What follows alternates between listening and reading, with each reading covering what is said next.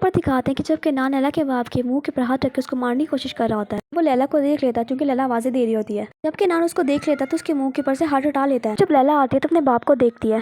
उसको देख के वो बहुत परेशान हो जाती है। अपने बाप को वो उठाने की कोशिश करती है लेकिन वो उठता नहीं है, बल्कि वो बेहोश हुआ होता है। नान को इतना गुस्सा आ रहा होता है, इतना गुस्सा आ रहा होता है इस टाइम कि उसके हाथों से मौका निकल गया। लैला के नान से कहती है हमें इनको लेके जाना होगा, अगर हम यहाँ पर इंतजार करते रहे एम्बुलेंस का तो इनको जान को खतरा हो सकता है। दिखाते हैं कि लैला के बाप को दुआन उठाता है। दुआन अकरम को अपने गोद में उठाता है और उसको अपनी गाड़ी तक ले जाता है। लैला के साथ उसके बाप को बिठा देता है और खुद गुस्से में गाड़ी ड्राइव करना शुरू कर देता है। नान को बहुत गुस्सा आ रहा था, उसके हाथ से ये अपॉर्चुनिटी निकल गई। अच्छा मौका था अकरम को खत्म करने का।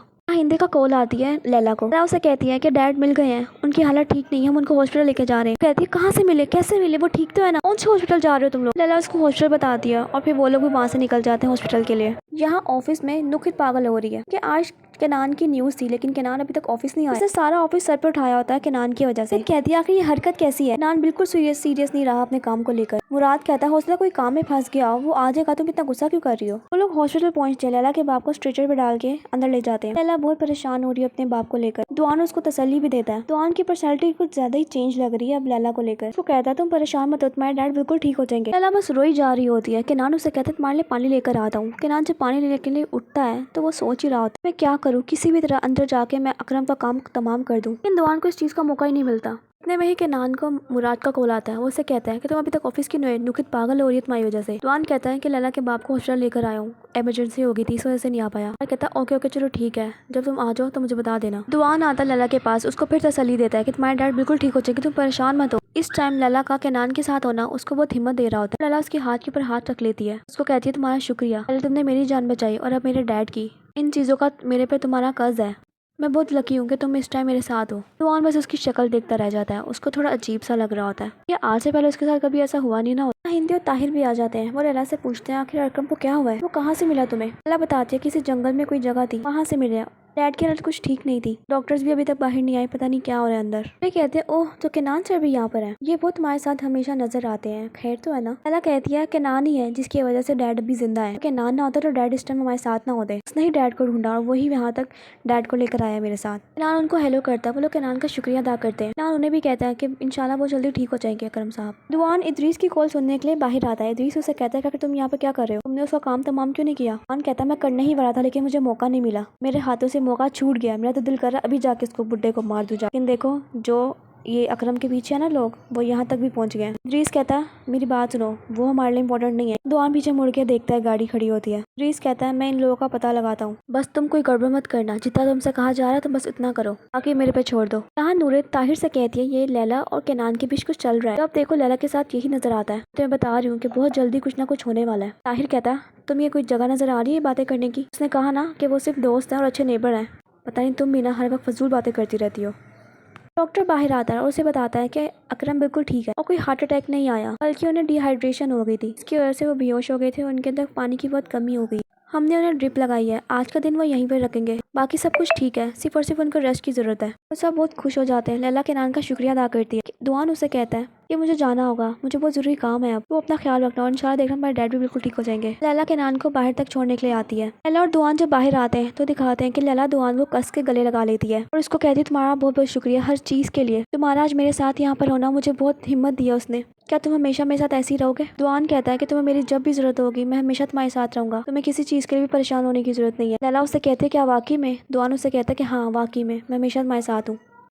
उस टाइम जब लैला ने दुआन को गले लगाया होता है, नूरे पीछे से खड़ी होकर उन लोगों को जज कर रही होती है। वो दिल में ही ख्याल बना के बैठ गया कि इन लोगों के बीच में कोई चक्कर चल रहा है। और लैला से कहता है तुम्हें किसी चीज के लिए भी परेशान होने की जरूरत नहीं, और वो उसको अंदर जाने के लिए कहता है। लैला अंदर जा रही होती है और बार बार केनान को मुड़कर देख रही होती है। जब अंदर आती है तो दिखाते हैं कि अकरम को होश आ जाता है, लेकिन शाहिंदे उन लोग को मना कर देती है अकरम से कोई भी बात करने के लिए या कुछ भी पूछने के लिए। पर दिखाते हैं कि केनान अपनी गाड़ी में सोया पड़ा होता है और जब उसकी आंख खुलती है तो उसको कुछ याद नहीं होता कि वो यहाँ पर कैसे आया। कि जब आंख खुलती है तो उसका दिमाग इतना अजीब काम कर रहा होता है, इसको कुछ याद नहीं होता कि वो क्या कर रहा था यहाँ पर। दुआन रोना शुरू कर देता है और अपनी माँ को कॉल मिलाता है। वो उसे कहता है कि अम्मी आपने मुझे कहा था कि एक साइकेट्रिस्ट है, मुझे उस साइकेट्रिस्ट का एड्रेस और नंबर दे दे, मैं उससे मिलना चाहता हूँ। नवीन कहती है बेटा तुम्हें क्या हुआ है, कोई बात है तो मुझे बता, तुम मुझसे भी शेयर कर सकते हो। तो मना कर दिया था उससे मिलने के लिए, लेकिन अब क्या हो गया, तुम मान क्यों गए। अम्मी आपने तो कहा था कि मुझे जाके मिलना चाहिए, आप ही की ख्वाहिश थी ये, इसलिए मैं बात जाके मिलना चाहता हूँ। नवीन फिर उसे कहती है तुम मुझे बताओ, मुझसे शेयर करो, आखिर क्या बात है, कोई चीज़ पर परेशान कर रही है।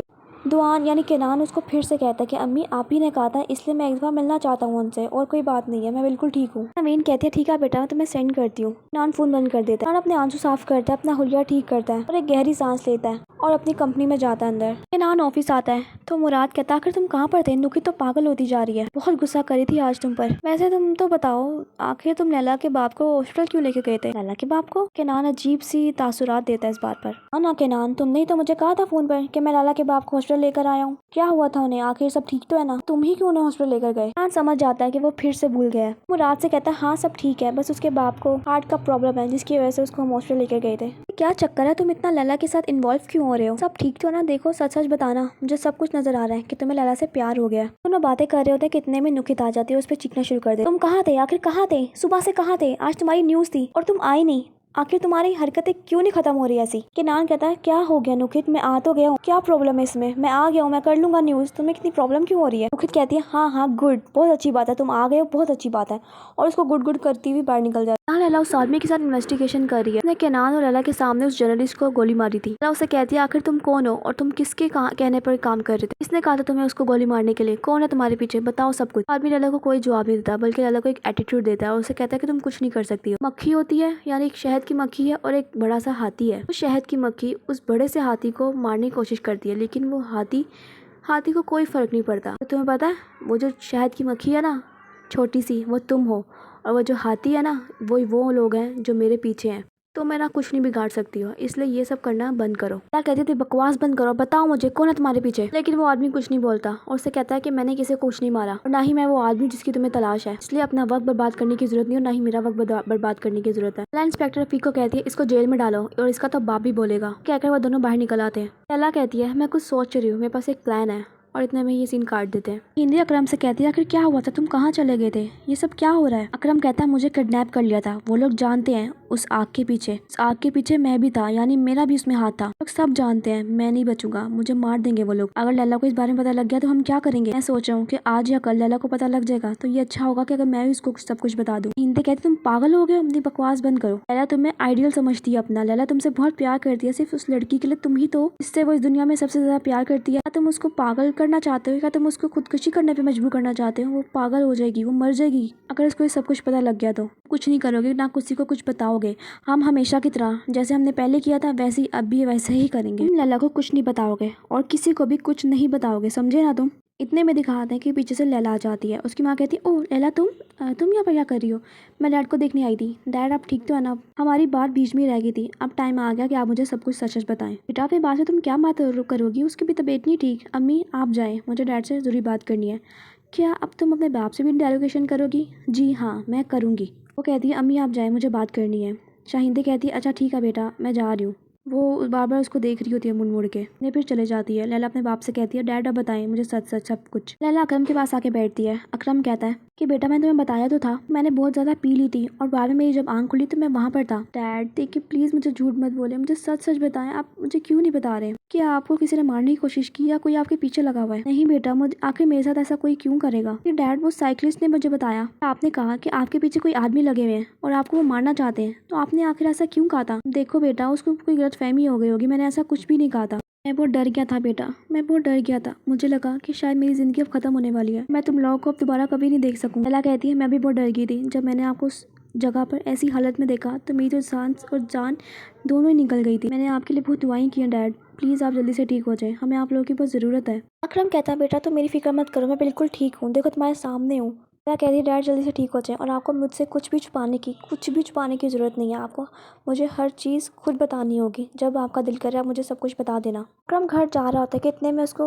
इदरीस दिखता है, से गाड़ी रोक के कहता है तो यहीं उतार जो तुम जाओ। इदरीस से यहाँ पर मिलने आता है। इदरीस उसे कहता है उस जगह पे जो आग लगी थी उसके पीछे बहुत बड़े और खतरनाक लोग हैं और वो लोग दुआन की जान के दुश्मन बन गए हैं। वो लोग दुआन को कोई ना कोई नुकसान पहुंचाने की कोशिश करेंगे, तुम्हें अब उन लोगों को ढूंढना होगा, ये उन लोगों का नंबर है। अकरम वो प्रोसिक्यूटर के बाप ने अपनी आदमी को फोन किया था, ये तुम्हारा काम है कि तुम उन लोगों का पता लगाओ। लेकिन मैं ये क्यों करूँ? आखिर मैं क्यों करूँ? मैं एक प्रोसिक्यूटर हूँ, मैं तुम्हारे इन घिनौने खेलों में क्यों आऊँ? क्योंकि तुम्हारे बेटे की जान खतरे में है, नुआन की भी और केनान की भी, और अगर उनकी जान वो खतरे में है तो तुम्हें चाहिए कि तुम इस सब के बारे में पता लगाओ। या तो तुम चाहते हो कि तुम्हारा बेटा मर जाए या तो तुम उन लोगों के बारे में पता लगाओ। मैं तुम्हें बता रहा हूँ ना, ये लोग बहुत खतरनाक हैं, बहुत ज्यादा। और वो कोई एक आदमी नहीं, बहुत सारे लोग हैं। इससे पहले कि वक्त तुम्हारे हाथों से निकल जाए तो तुम्हें चाहिए कि तुम ये काम करो। हमारे पास सिर्फ 2 ही रास्ते हैं, या तो तुम किनान या दुआन दोनों को अकेला छोड़ दो, या तो तुम इन लोगों का पता लगाओ। किनान गुस्से में कहता, आखिर सब कुछ कब तक चलेगा, कब तक चलेगा इदरीस? इदरीस कहता, तब तक जब तक दुआन चाहेगा,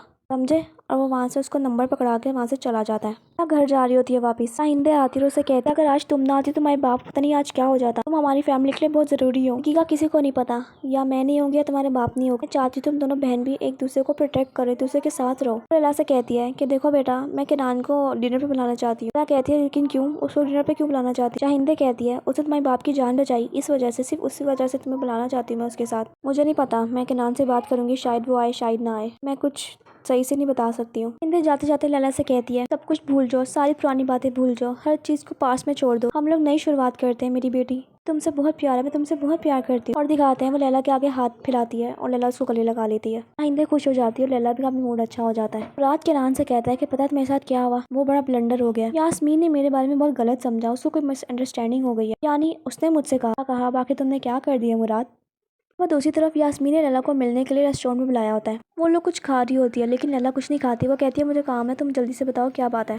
यास्मीन कहती है वो रात ने मुझे रात को मैसेज किया, मैंने उसको खूब सुनाई। पता उसने मुझसे क्या कहा कि अगर तुम फ्री हो तो तुम्हारे घर पे मैं आ जाता हूँ। कि किस तरह उसने मुझसे कहा, कि कोई मुझे ऐसा कैसे कह सकता है, वो भी जिसने मुझे जिंदगी में पहली दफा मिला हो, तो वो ऐसी बातें कैसे कर सकता है। उसने जब मैंने उसको बहुत सुनाई तो उसने मुझसे इतनी माफिया मांगी, सारी रात लंबे लंबे मैसेज करता रहा, मुझे माफिया मांगता रहा मुझसे। आखिर वो ऐसा कैसे कर सकता। लैला कहती है तुमसे मैं जेलस हो रही हूँ, तुम्हारे पास कितनी छोटी छोटी बातें हैं गुस्सा करने के लिए, परेशान होने के। और मुझे देखो, मेरा बाप कल रात से गायब था, जब सुबह मुझे पता लगा वो जंगल में था और बहुत बुरी हालत में। यास्मीन कहती है क्या, अंकल अकरम वो ठीक तो है ना, आखिर उन्हें क्या हुआ? लैला कहती है हाँ शुक्र है वो बिल्कुल ठीक है, किनान मेरे साथ था, उसने मेरी बहुत हेल्प की, सारी रात वो मेरे साथ रहा और फिर सुबह भी मेरे साथ उसने टाइम गुजारा। वो ही डैड को हॉस्पिटल लेकर गया था, वो ना होते तो डैड पता नहीं आज कहाँ पर होते। किनान मुसलसल तुम्हें इम्प्रेस करने की कोशिश कर रहा है, वो तुमसे प्यार करते, तुम्हें आखिर नजर क्यों नहीं आता? प्यार मुझे नहीं लगता, और न ही ऐसा कुछ कभी उसने मुझसे कहा। अपने इर्द गिर्द की दीवारों को तोड़ो, तुम चाहती ही नहीं हो कि तुम किसी के ऊपर डिपेंड करो, किसी को प्यार करो,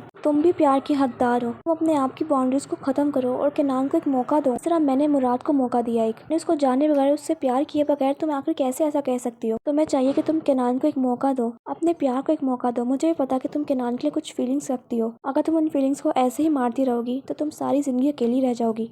तुम्हें उससे माफी मांगनी चाहिए थी ना, तुम्हें कहना चाहिए था कि मैंने ऐसे नहीं कहा, यानी मेरा मतलब नहीं था ऐसा तुम्हें कहने का कुछ भी। हाँ यार, मैंने उसको बहुत लंबे लंबे मैसेजेस किए, उसको समझाया भी, और लेकिन वो मेरी बात समझ गई थी। और रात को हम दोनों ने डिनर पर जाना है। देखो मैं दोबारा से उससे माफी मांगूंगा, मानो तो जिस तरह मैंने मुराद को मौका दिया एक, तुम्हें भी देना चाहिए। हाँ हाँ, तुम्हें देना चाहिए उसको मौका। उससे बात करो, उसको जानो, फिर तुम्हें पता लग जाएगा आखिर तुम ठीक कर रही हो या नहीं कर रही। रही बात मेरी, तो मैं सोचूंगी इस बारे में। ये एपिसोड खत्म होती है, तो फिर मिलते हैं नेक्स्ट एपिसोड में। Bye bye.